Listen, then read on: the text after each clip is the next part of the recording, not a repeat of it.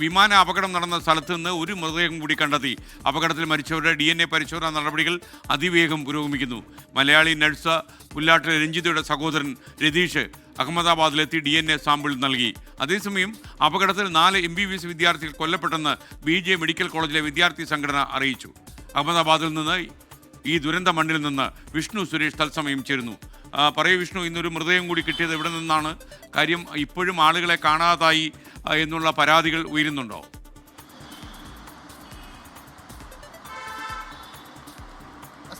Good evening. ഇന്ന് മൃതദേഹം ലഭിച്ചത് ഈ വിമാനാപകടം നടന്ന അതേ കെട്ടിടത്തിൽ തന്നെയാണ്. വിമാനത്തിന്റെ ഒരു അവശിഷ്ടം അവിടെ കിടക്കുന്നുണ്ടായിരുന്നു. ആ ക്യാബിനിൽ നിന്നാണ് സ്ത്രീയെന്ന് സംശയിക്കുന്ന ഒരാളുടെ മൃതദേഹം കിട്ടിയത്. അത് നേരെ BJ മെഡിക്കൽ കോളേജിലേക്ക് എത്തിച്ചിട്ടുണ്ട്. ഇനി ഫോറൻസിക് DNA പരിശോധനയൊക്കെ ലഭ്യമാക്കിയ ശേഷമായിരിക്കും മൃതദേഹം വിട്ടു നൽകുക. അപ്പോഴും മൃതദേഹത്തിന്റെ ഔദ്യോഗിക കണക്കോ പരിക്കേറ്റവരുടെ ഔദ്യോഗിക കണക്കോ ഇതുവരെ പുറത്തു വന്നിട്ടില്ല. 290 എന്നൊരു സംഖ്യയിൽ മാത്രം നിൽക്കുകയാണ്. അത് ഔദ്യോഗികമായി ഇതുവരെ കേന്ദ്ര സർക്കാർ സ്ഥിരീകരിച്ചിട്ടുമില്ല.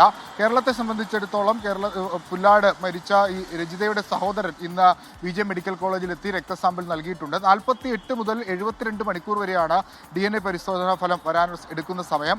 അത് പരിശോധനാ നടപടികളൊക്കെ പുരോഗമിക്കുകയാണ്. ഒരു വീഴ്ചയും ഉണ്ടാകുന്ന കർശന നിർദ്ദേശം കേന്ദ്ര സർക്കാർ നൽകിയിട്ടുണ്ട്. ഇന്ന് ഏറ്റവും പ്രധാനപ്പെട്ട സംഭവം ഈ അപകടവുമായി ബന്ധപ്പെട്ട് നടന്നത്.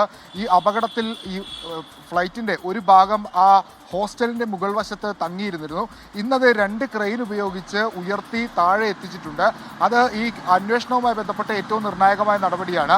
വിദേശ ഏജൻസികളടക്കം പരിശോധനയ്ക്ക് എത്തുന്ന ഘട്ടത്തിൽ ഈ അവശിഷ്ടം കേന്ദ്രീകരിച്ചുള്ള പരിശോധന ഉണ്ടാകും. ഇപ്പോൾ അത് അവിടെ സൂക്ഷിച്ചിരിക്കുകയാണ്. അതിനുശേഷം ഏത് ഏജൻസിക്കാണോ അത് ആവശ്യം എന്ന രീതിയിൽ, പരിശോധനയ്ക്ക് ആവശ്യമെന്ന രീതിയിൽ അങ്ങോട്ടേക്ക് മാറ്റും എന്നാണ് നമുക്ക് ലഭ്യമാകുന്ന വിവരം. ആശുപത്രിയുമായി ബന്ധപ്പെട്ട് ചില ആശങ്കകളൊക്കെ നിലനിന്നിട്ടുണ്ട്. അതായത് ഈ ഇടിച്ചു കയറിയ ഹോസ്റ്റലിൽ എത്ര വിദ്യാർത്ഥികൾ കാണാതായി തുടങ്ങിയ സംശയങ്ങളൊക്കെ ഉണ്ടായിരുന്നു. ഇന്ന് ഔദ്യോഗികമായി അവർ തന്നെ അക്കാര്യത്തിലൊരു വ്യക്തത വരുത്തിയിരുന്നു. 4 MBBS വിദ്യാർത്ഥികളാണ് ഈ അപകടവുമായി ബന്ധപ്പെട്ട് മരിച്ചിട്ടുള്ളത്. അതോടൊപ്പം തന്നെ ആ അപകടം നടന്ന കോമ്പൗണ്ടിൽ ഏകദേശം 9ഓളം പേരുടെ മൃതദേഹം കണ്ടെത്തിയിട്ടുണ്ടെന്നാണ് ഇന്ന് റെസിഡന്റ് അസോസിയേഷൻ, ഡോക്ടർമാരുടെ റെസിഡന്റ് അസോസിയേഷൻ പ്രതിനിധികൾ നമ്മളോട് പറഞ്ഞത്. ആരെയും കാണാതായിട്ടില്ല, വിദ്യാർത്ഥികളെല്ലാം സേഫായി ഇരിക്കുന്നു എന്നൊരു ആശ്വാസകരമായ വാർത്തയും ഇന്ന് അവിടെ നിന്ന് വന്നു. നാളെയും ഈ മേഖലയുമായി ബന്ധപ്പെട്ടുള്ള പരിശോധനകളും അതോടൊപ്പം തന്നെ അന്വേഷണമൊക്കെ തുടരും. കേന്ദ്ര ഏജൻസികളടക്കം ഇന്നലെ എത്തി വിവരങ്ങൾ ശേഖരിച്ചിട്ടുണ്ട്.